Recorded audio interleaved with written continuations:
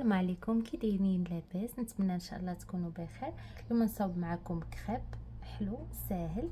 بالنسبه للمقادير غادي نحتاجو 2 ديال البيضات، غنحتاجو قبصه ديال الملح،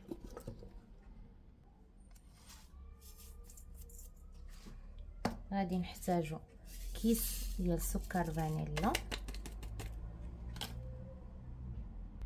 2 معالق كبار ديال السكر سنيده. ممكن تضيفوا تزيدوا كتر وممكن تقللوا كذلك. غادي نخلطوا المكونات كلها ينسجموا مع بعضهم.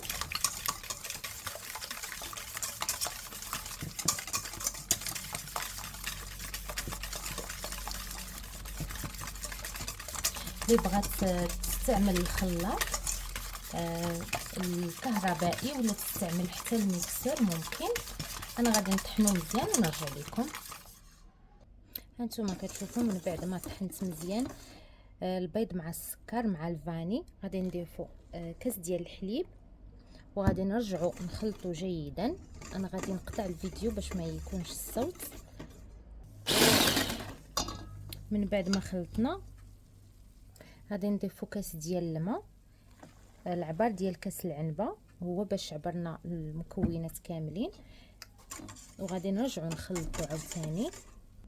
غادي نضيفو كاس ونص ديال الطحين طبيعه الحال مغربل،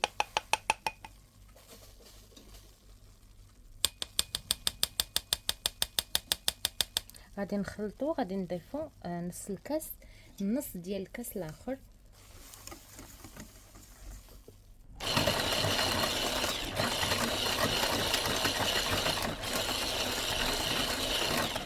دابا غادي نضيفو نص كاس الاخر صافي، وكنبداو نخلطو بشويه حتى كينساو الخليط.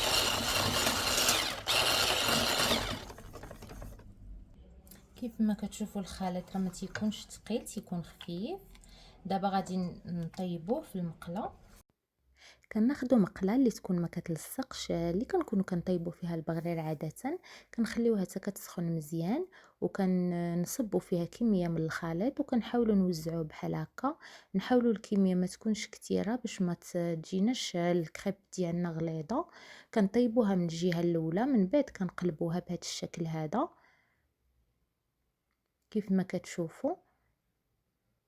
كنديروا وحده اخرى، درت معكم وحده اخرى كيف ما كتشوفوا. العافيه ما تكونش مجهده بزاف، اقل من المتوسط، وكنكملوا بهذه الطريقه هذه حتى كنساليو الكميه اللي عندنا.